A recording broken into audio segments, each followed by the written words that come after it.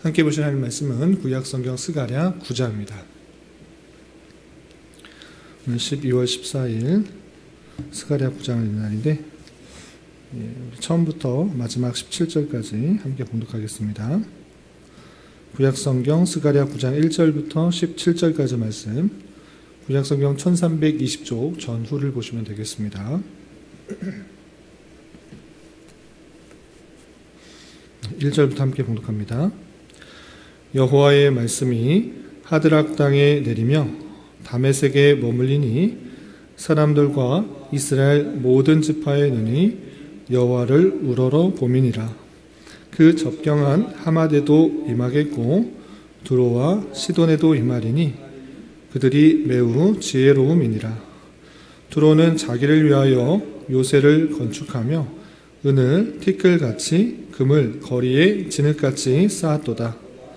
주께서 그를 정복하시며 그의 권세를 바다에 쳐 넣으시리니 그가 불에 삼켜질지라.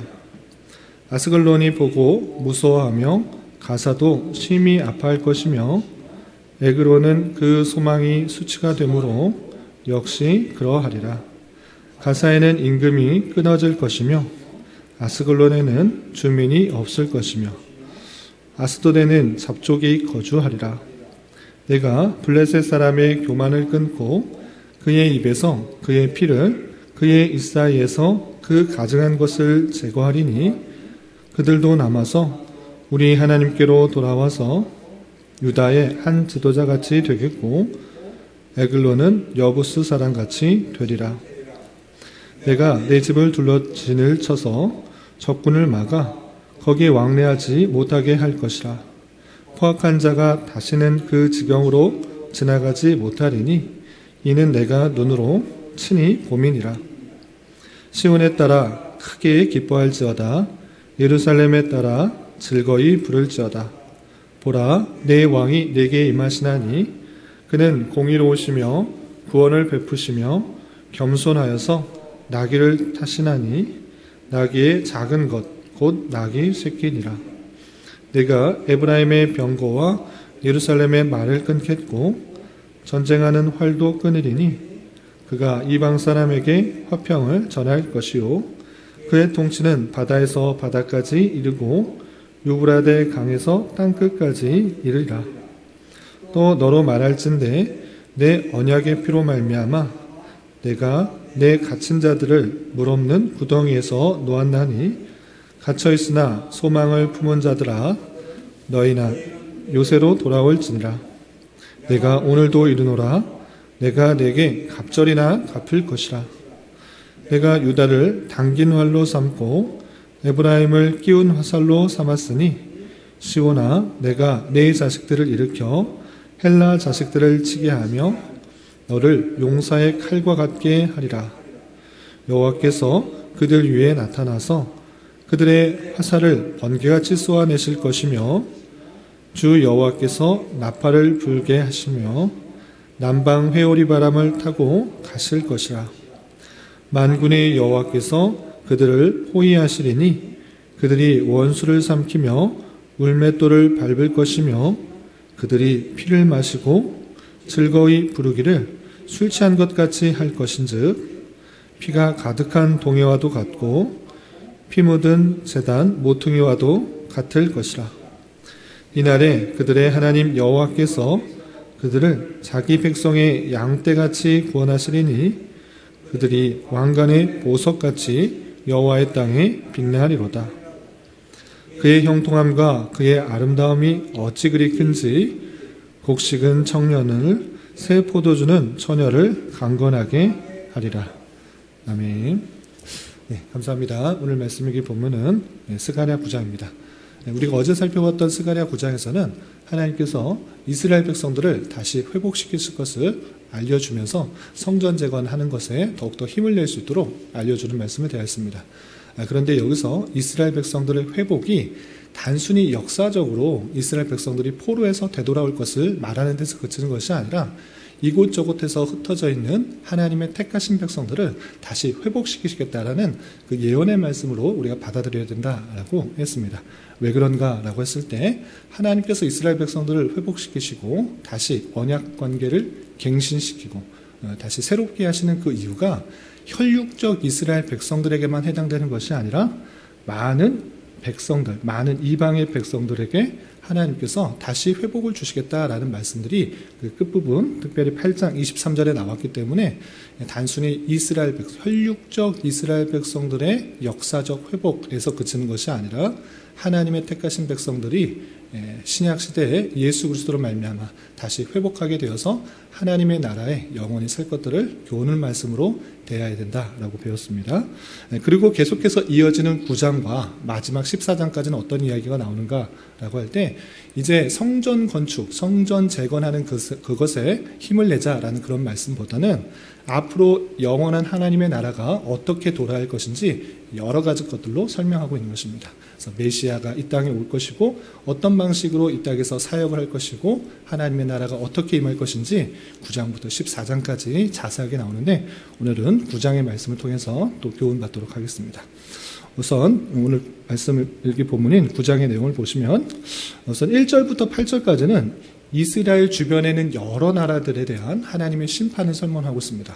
어떤 나라들에 더 심판을 선언하고 있고 그 심판의 목적이 무엇인지 좀 살펴보도록 하겠습니다. 우선 어떤 나라들이 있는지 그 지역 이름부터 보시면 9장 1절에서 보면 하드락이라는 그런 지명이 나오고요.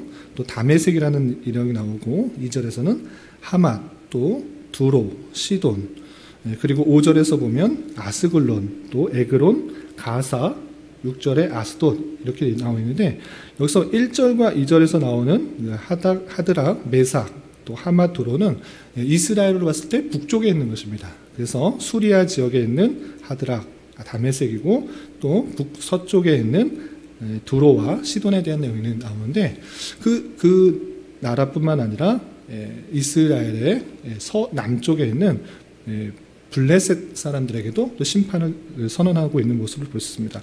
어떤 심판을 선언하고 있는가 볼 때 먼저 3절, 4절 보겠습니다. 3절, 4절 보시면 3절 두로는 자기를 위하여 요새를 건축하며 은을 티끌같이 금을 거리에 진흙같이 쌓았다라고 표현하고 있습니다. 두로는 해상무역을 많이 했기 때문에 아주 돈이 많았던 그런 나라였습니다. 그래서 자기를 위하여 요새를 높이 성을 건축하고 은이 얼마나 많았냐? 티끌같이 많았다라고 했고 또 금을 보면 금이 얼마나 많았는지 거리에 진흙같이 쌓았다라고 표현하고 있습니다. 그만큼 세상적인 번영과 부를 자기를 위하여서 쓰고 있는 그런 모습들이 있는데 그를 어떻게 하시는가 4절 보시면 주께서 그를 정복하시며 그의 권세를 바다에 쳐 넣으시리니 그가 불에 삼켜질지라 라고 하면서 이 두로의 세상적인 번영들이 하나님과 관계없는 것이 되었을 때 하나님께서 그를 심판하시겠다라고 표현하는 그 모습도 볼 수 있습니다.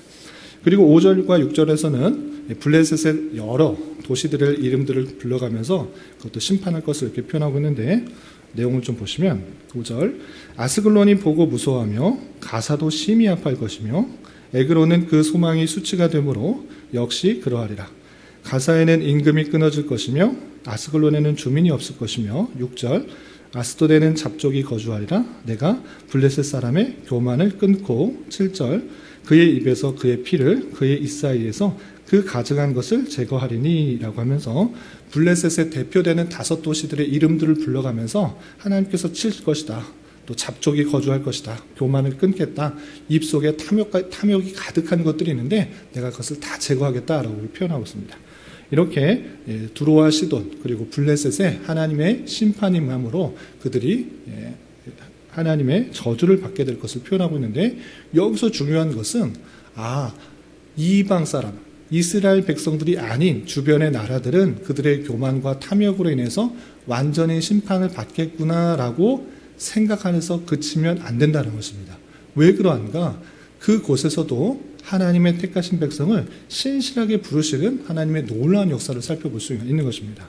어제 말씀에서도 8장 23절에서도 이방 백성들을 하나님께서 부르시는 놀라운 은혜에 대해서 표현하고 있는데, 오늘 말씀에서도 마찬가지로 하나님을 모르고 자기를 위하여서 탐욕을 갖고 있는 그 백성들에게 심판을 선언하고 있지만, 그 가운데서도 놀랍게 하나님의 말씀이 임하여서 그곳에서도 택한 사람들이 하나님을 쳐다보며 하나님의 나아오는 모습을 살펴볼 수 있는 것입니다.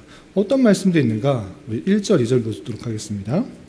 1절, 2절 보시면, 여호와의 말씀이 하드락 땅에 내리며 다메섹에 머물리니 사람들과 이스라엘 모든 지파의 눈이 여호와를 우러러 봄이니라. 이런 말씀이 있는 것입니다. 하드락 땅 다메섹, 이것은 수리아 지역의 도시인데, 그 수리아 지역, 이방인 땅에도 하나님의 말씀이 안 전해지는 것이 아니라 전해지고 머물게 되었을 때 그 말씀을 대한 사람이 어떻게 되는가? 그 사람들의 눈이 여호와를 우러러 본다, 이렇게 표현되고 있는 것입니다. 단순히 여호와를 본다라는 것이 아니라 하나님께 나아오게 된다라는 것들을 표현하고 있는 것입니다. 이방 사람들에게도 하나님의 택하신 사람들에게 말씀이 전해짐으로 하나님을 온전히 보고 하나님께 나아가고 구원을 받게 되고 회복될 것을 선언하는 말씀입니다. 어떻게 그렇게까지 말할 수 있는가? 이것이 그냥 단순히 본다는 의미가 아니고 하나님께 돌아온다는 것을 또 다른 이야기를, 다른 말씀을 찾아보면 그런 뜻이라는 것을 알 수 있습니다. 어떻게 표현할 수 있는가? 7절 보도록 하겠습니다. 7절 중반절 보시면 이렇게 되어 있습니다. 하나님께서 심판하셨을 때 어떤 일들이 있는가? 7절 중반절에 그들도 남아서, 여기서 그들은 이방 사람인 것입니다. 특별히 블레셋 사람들의 심판이 임했을 때 그들도 남아서 우리 하나님께로 돌아와서 유다의 한 지도자같이 되겠고 에글론은 여부수 사람같이 되리라 했습니다. 에글론은 블레셋의 한 지역인데 여부수 사람같이 된다라는 것은 무엇입니까? 여부수 사람들은 여호수아가 가나안을 정복할 때 마치 자기네가 가나안 땅에 살고 있는 족속이 아니라 먼 지방에서 온 사람인 것처럼 속여가지고 여호수아와 조약을 맺었던 것입니다. 그래서 자기가 가나안 사람임에도 불구하고 그 약속, 그 맹세에 따라서 죽이지 않은 남겨진 일들을 당했던 것입니다. 마찬가지로 에그로는 이방 사람임에도 불구하고 여부수 사람같이 된다라는 것은 남겨짐을 받게 된다라는 표현입니다. 그러니까 이 블레셋 사람들이 완전히 멸망하게 되는 것이 아니라 그 심판을 받아 하나님께로 돌아와서 유다의 한 지도자같이 된다. 그리고 여부수 사람같이 남겨진 자가 될 것이다 라고 선언하고 있는 것입니다.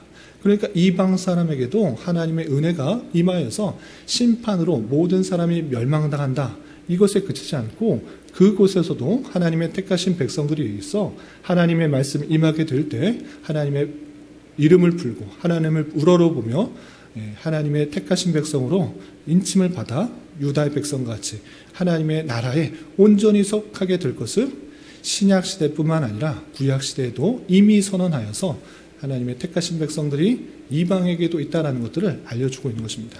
이렇게 하나님의 나라는 혈육적 이스라엘 백성들, 혈육적 유다 백성들에게 국한된 것이 아니라 이방 사람에게도 속하고 있으며 그 예수 그리스도께서 이 땅에 오셔서 복음이 만방에 이방에 전해질 때 온전히 그 사람들이 다시 되돌아올 것을 이미 예언하고 있다는 그 말씀들을 우리는 살펴볼 수 있는 것입니다. 그리고 계속해서 그 하나님의 나라, 그 열방에 속해 있는 그 하나님의 나라의 백성들을 부르실 때, 그 이방의 사람들을 부르실 때는 어떤 일들이 있는가? 예수 그리스도께서 이 땅에 오시고 메시아가 이 땅에 오셔서 그 모든 일들을 이루시는 놀라운 역사가 있을 것을 또 얘기해 주는 것입니다. 그 내용이 9절부터 10절까지 그 메시아가 어떻게 이 땅에 오실 것인지를 쭉 설명하고 있는 것입니다. 우선 9절과 10절에 보시면 메시아가 이 땅에 오셔서 어떤 모습 가운데 있을 것인지 좀 살펴보겠습니다. 9절 10절 시온에 따라 크게 기뻐할 자다. 예루살렘에 따라 즐거이 부를 자다.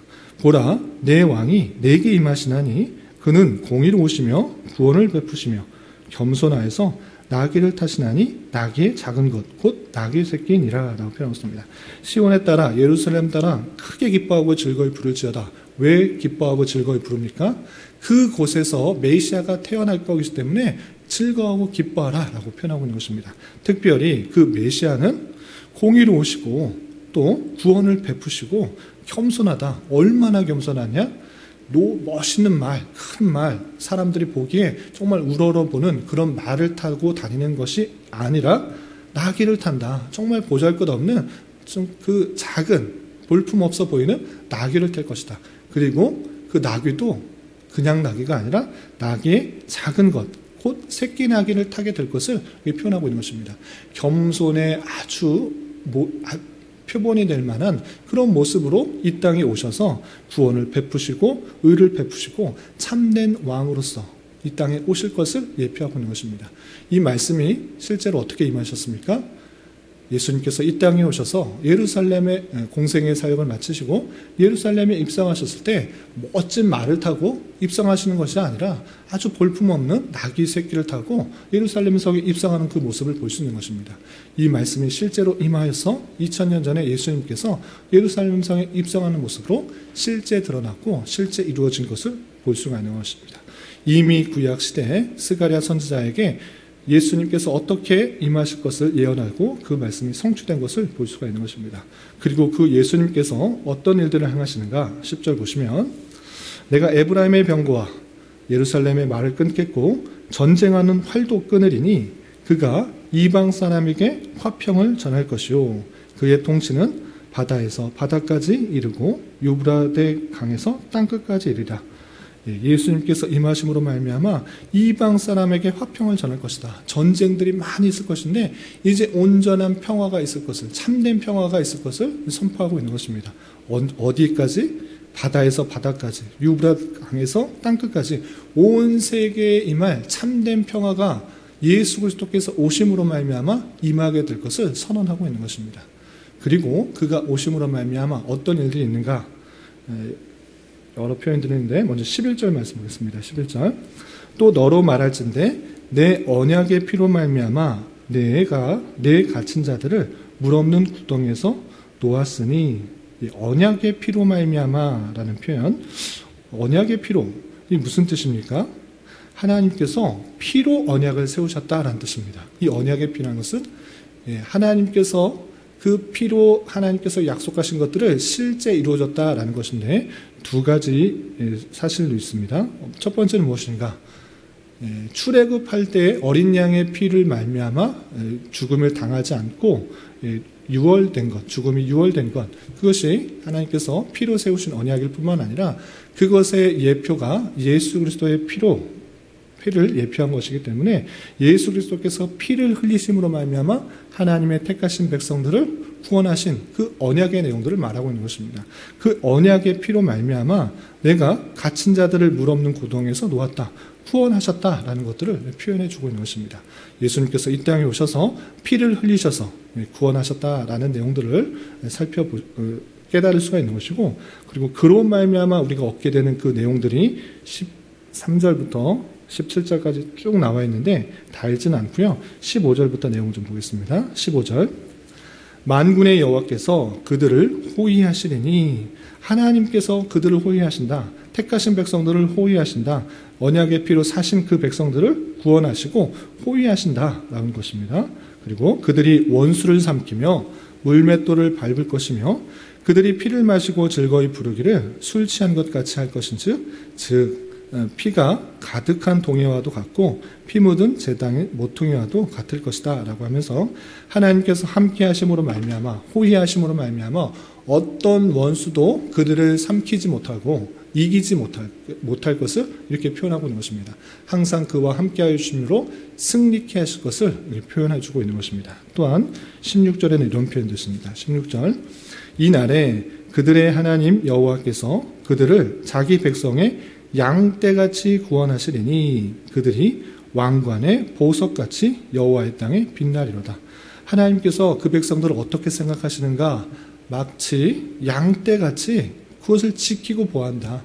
목자가 양을 지킬 때 정말 한 양이라도 빠지지 않도록 지켜 구원하시고 보호하는 것, 그런 것과 같이 보호하신다라고 표현하고 있고, 그 백성들을 얼마나 사랑하시느냐, 오늘 비유해서 왕관의 보석같이 여호와의 땅에 빛나리로다 라고 하면서 그 왕관의 아주 중요한 보석, 빛나는 보석, 그와 같이 생각하시고 지켜 보호하시며 그렇게 생각하신다라고 표현하고 있는 것입니다.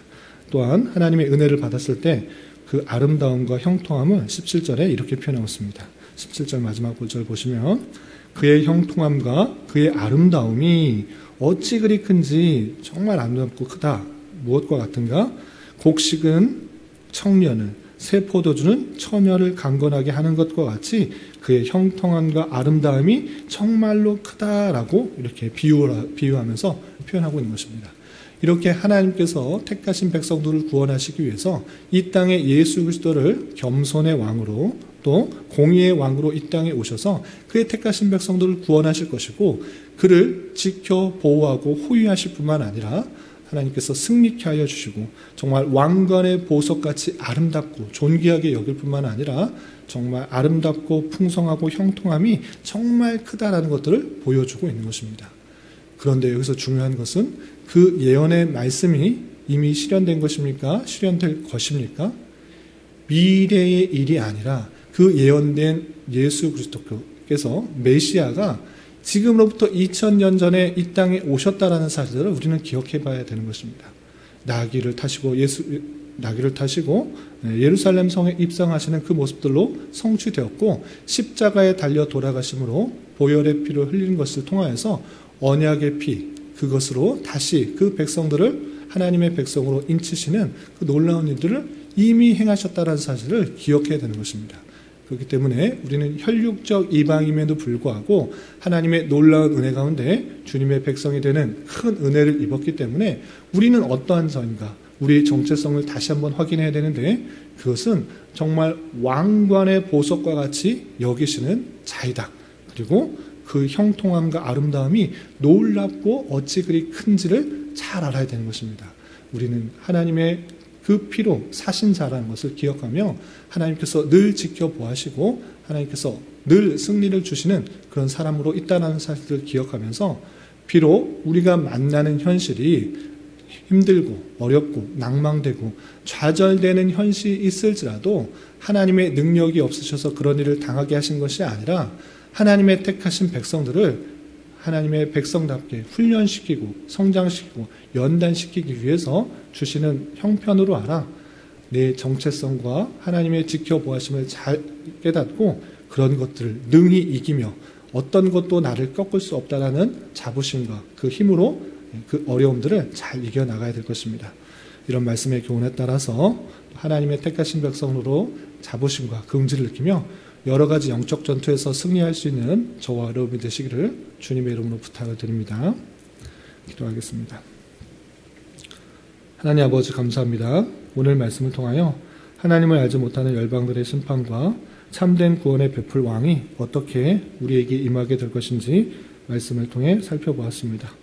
이런 말씀을 다는 자로서 구약에 예언된 메시아가 이미 이 땅에 오셔서 우리에게 구원을 베풀어 주시고 이미 약속하신 하나님의 나라가 시작되었음을 온전히 깨닫게 하여 주시고 혈육적으로 이방인인 저희를 택하여 주시고 죄를 사하여 주신 것에 대하여 더욱더 감사 찬송 올려드리며 하나님께서 그 택하신 백성을 신실하게 지켜보아하신다는 말씀을 굳게 믿으며 우리에게 주어진 자리에서 더욱더 힘을 내어 살아갈 수 있도록 능력을 더하여 주시옵소서. 주님, 교회 내 육체의 질병과 연약함으로 병원에 치료를 받은 손길들이 있사오니 주님 지켜주시고 건강하게 잘 회복되고 치유되게 인도하여 주시며 경제적인 문제로 또 가족의 전도와 학업을 위해 주님께 간절히 부르짖며 나아가는 여러 지체들이 있사오니 주님 그들과 함께하여 주시고 그들의 기도 응답해 주시사 우리의 기대와 바람보다 훨씬 더 풍성한 것으로 채우시는 하나님을 깊이 경험할 수 있는 기회 되도록 인도하여 주시옵소서. 오늘 저녁에 있는 수요 성경 공부 시간에도 주님 함께하여 주실 줄 믿으며 이 시간 여러 가지 기도 제목으로 각자 간절히 간구할 때 주님께서 들으시고 가장 선한 것들로 응답하여 주시옵소서. 예수님의 이름으로 기도 올리옵나이다.